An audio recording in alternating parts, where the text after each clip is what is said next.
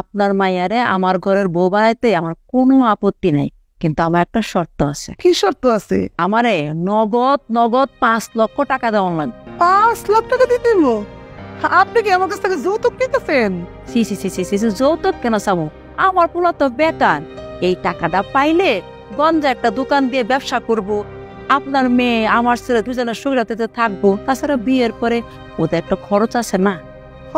খরচ তো আছে বুঝলাম, কিন্তু ভাবি আমার মেয়ের বিয়ের জন্য না আমি 1 লাখ টাকা অনেক কষ্টে জোগাড় করে রাখছি, বিয়েতে খরচ করবো।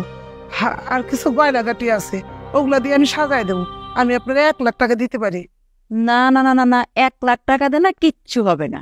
শুনেন ভাবি, আমার মেয়ে কিন্তু সুন্দরী, শিক্ষিত, আর আমার এই মাইয়ারে 5 লাখ টাকা নগদ, তারপর ধরেন আরো গয়নাগাটি দিয়ে সাজায় নিয়ে যাওয়ার জন্য অনেক অফার আছে আমার কাছে। তাহলে মাইয়ারে বাড়িতে বসায় রাখছেন কেন? তাড়াতাড়ি বিয়ে দিয়ে দেন।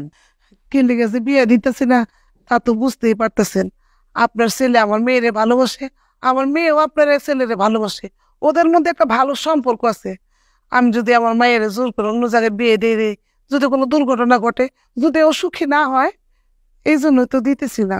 দেখেন, এত কথা শুনতে পারবো না। নগদ নগদ 5 লক্ষ টাকা দিলে আপনার মায়ের লোক আপনার বিয়ে হইব, নাহলে বিয়ে হইব না, বাস। ভাবি, ও ভাবি, আমি 5 লাখ টাকা কই পাবো কোন? আমার ছোট্ট একটা দোকান আমার মাইয়া চালায়, আর আমি এই যে টেলারি কইরা কিছু পয়সা জোগাড় জাগাড় করি, আমার কাছে তো 5 লাখ টাকা নাই ভাবি। 1 লাখ টাকাতে রাজি হয়েছেন না ভাবি? আপনি কেন মাছের বাজার করতে আইছেন? হ্যাঁ, আমি বলছি না 1 লাখ 2 লাখ হবে না, ঠিক 5 লক্ষ টাকাই আমার লাগবো। ভাবি, দয়া করে মনের মধ্যে একটু রহমত আনেন না। ও ভাবি, আনেন না, মনটা একটু নরম করেন। 1 লাখ টাকা রাজি হয়ে যান। যদি 1 লাখ টাকা রাজি না হন, শুনেন, আজকালকার ছেলে মেয়ে ওরা আমগুর চাইতে আরো অনেক চালাক। ওরা দুজনে যদি কোনো দুর্ঘটনা ঘটায় ফেলায়, তখন কিন্তু আমার দায়ভার করতে পারবেন না। শোনেন, আপনার মাইয়ার আমার বলা দুর্ঘটনা ঘটাকার যাই করুক, নগদ 5 লক্ষ টাকা ছাড়া আপনার মেয়ে এই বাড়িতে বউ আইতে পারবো না। এটা আমার সাপ সাপ কথা এবং শেষ কথা। বাপ রে বাপ, মহিলার মন এত কঠিন। হ্যাঁ, আসলে তো সব পোলা লাগে কেন দরদ থাকবো?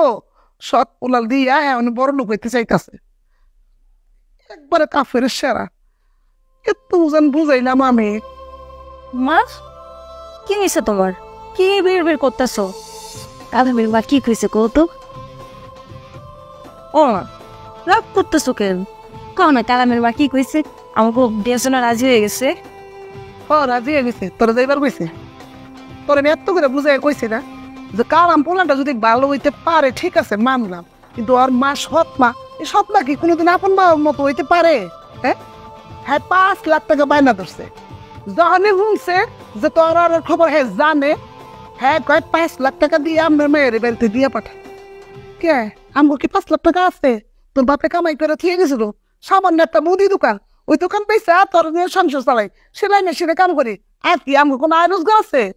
কত কষ্ট করে তোর বিয়ের লেগে আমি 1 লাখ টাকা জমাই রাখছি, তোর বিয়ের মধ্যে আমি খরচ করবো। তারপর আমার বাপের বাড়ি কিছু গয়না ছিল, এগুলো আমি আগলে রাখছি, তোর বিয়ের মধ্যে দিয়ে দিন। ওই মহিলার আমি এত বুঝাই করলাম যে মাইনের লগে আমি কত গয়না কাটি দিয়ে দিন, 1 লাখ টাকা খরচ করে দিন। হ্যাঁ, কিছুতেই পারলো না। হ্যাঁ হ্যাঁ, ঘর তার আমি করে বয়ে রয়েছি, আগে 5 লাখ টাকা দিবেন, তারপরে আপনার মেয়ের এমনি।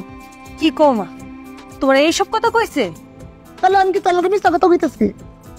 ঠিক আছে, মাথাটা ঠান্ডা করো, আমি দেখতেছি। আমি অহন 5 লাখ টাকার ব্যবস্থা করতেছি। তুই 5 লাখ টাকার ব্যবস্থা করতেছিস না? করতে পারবি? দেখো না করতে পাই। আরে ভাই, ভাই নুরজান, আরে স্যার কি পাতা নষ্ট হয়ে গেছে নাকি? কালাম কালাম করতে করতে